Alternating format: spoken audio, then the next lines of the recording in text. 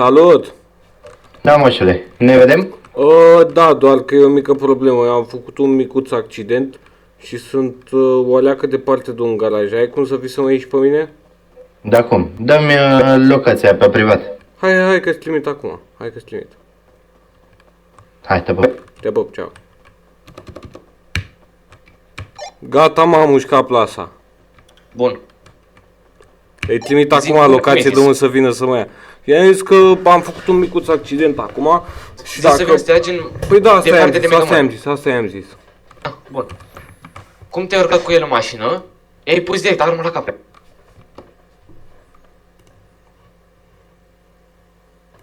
Și aici acolo în cerc. Nu-i zici lui să vină în cerc. Îl drepți tu, gen, îi zici tu, vină stânga, după aia fă dreapta, după aia fă așa, astfel încât să ajungi în cerc, acolo unde casa e roșie.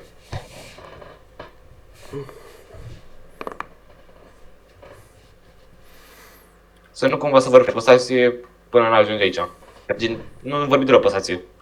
Dacă te identifică. Da. Gata, acum nu mai vorbesc, i-am trimis locația.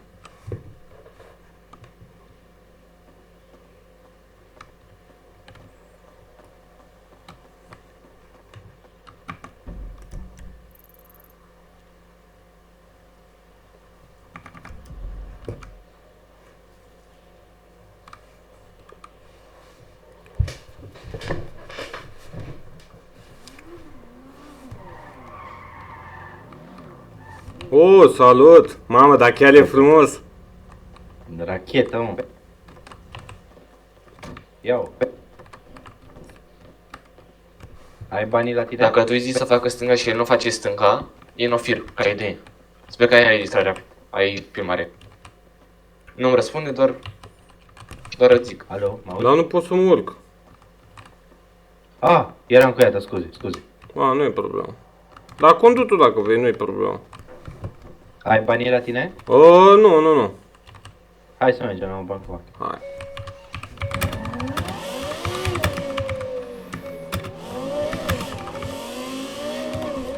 Ia stai așa. Hai, mergi înainte.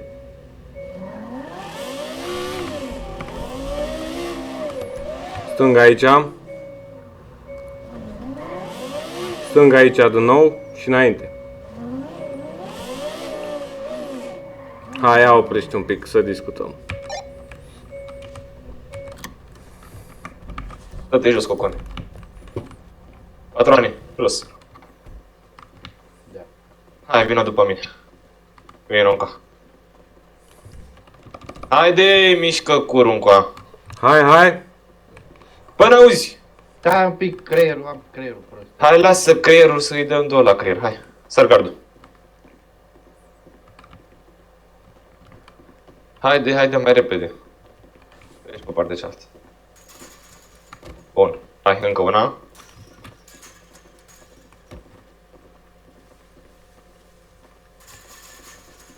Așa. Mai mă ții minte cu metre ce ai făcut? Îți dai seama că nu. Și cu mine ai avut o treabă. Ia, dă-ți aminte. Nu tu mai chema vârle să-mi cumperi mie și Ronul, zi. Nu tu mai chema la isca, stăm acolo. Că 4-4, că pula mea și m-am trezit cu 4 mașini de poliție pe mine, zi să-mi bat pula în gura ta, zi. Zi. Băga mea și pula în gura ta că am înjurat toți morți în ziua aia. Business, lasă, business și aici. Da, s-a cam luat-o destul de personal. Cum facem acum? Îți mai aduci de aminte de băiatul ăla? Zi. Hai să zic. Mai prins într-o zi, da, că îl hackuiam pe unul și după, nu știu cum pun magie, tu mi-ai făcut rost de numărul de telefon, m-ai amenințat că vai, că m-am dat, dacă nu vin acum, dacă nu știu ce. Și... N-ai fugit de poliție? Nu, frate, n-am fugit de poliție, tu l-oprisei pe unul, eu doar m-am oprit să-l hackuiesc, frate, că tu îl oprisei. Și eu am voie să fac asta în orice zonă publică, bro. Da? Tu te-ai luat de mine doar pe niciun motiv, doar că aveam telefonul în mână, nici mască n-aveam. Și m-ai sunat cu amenințări că vai, că m-am dat, că nu știu ce. Eu m-am speriat în prima, după mi-am dat seama că ești un agarit și că ai mințit, că nu faci niciun mandat, că n-ai dreptul ăsta, n-aveai pe ce. Ce ai făcut tu se numește abuz de putere și ai făcut cu mulți alții. Bă, ce să zic? Pare rău, frate. poți să mergi să... Acum oricum e târziu să faci o reclamație pentru abuz de putere. Stai liniștit, bro, că uite, ne rezolvăm E târziu, problemele e târziu. singuri, cum trebuie. E frumos, mă, ce faci? Zi. E frumos să mă suni? Că vai, că pula mea, că Și pe el, uite cât de pervers ești, bro, uite cât de pervers ești. Bă, înțelegeți și voi, frate, că... Nu înțeleg nimic, să moară familia. Nu mea, așa înțeleg se nimic. face, uite cum îți faci jobul, Așa cum se ne-am face. făcut noi jobul, cum Vii, ne-am mă făcut noi urmărești jobul. frumos, că am fugit 5 ori de poliție.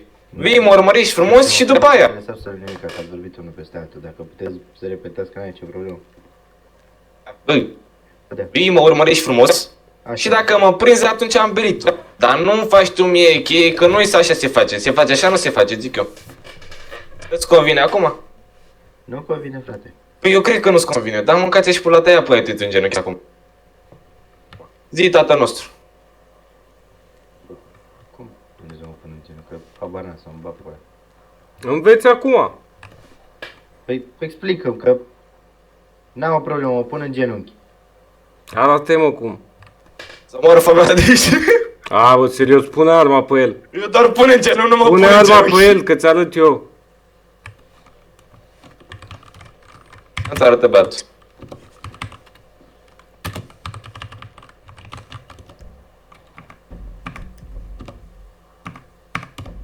Ok, așa.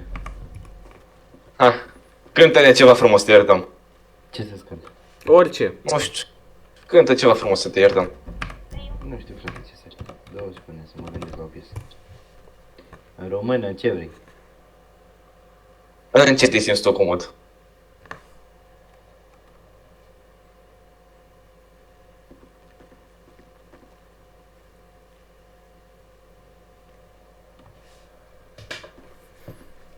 Cântă Dani Mocanu Răzbunarea. Da, așa, Hai că a fost mă bun. gândesc la ceva mai bun de la Dani Mocan. Dar ceva de răzbunare.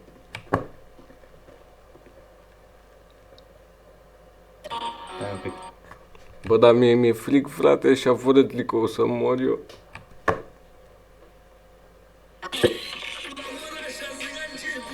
Ia uite. Hai, cântă. Bă, stai mă, stai așa să ne înțelegem. Te-am pus să cânti, nu să...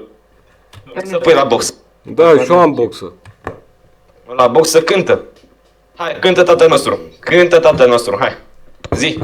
Sunt ateu, nu știu Bă. ce e rugăciune. A, e și ateu? Nu crezi în Dumnezeu? Nu cred, frate, fiecare cu Dumnezeu. Opa, încă o problemă. Păi și cum scapi tu viața mea din situația asta, nu? Cum scapi?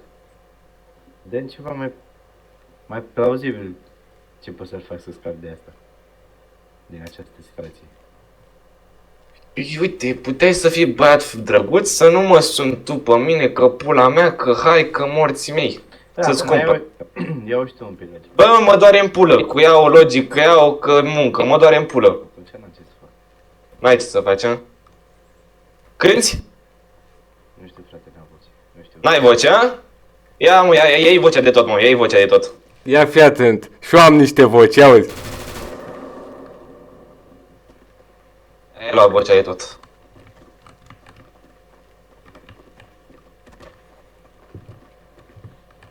Te în gură astea, stup.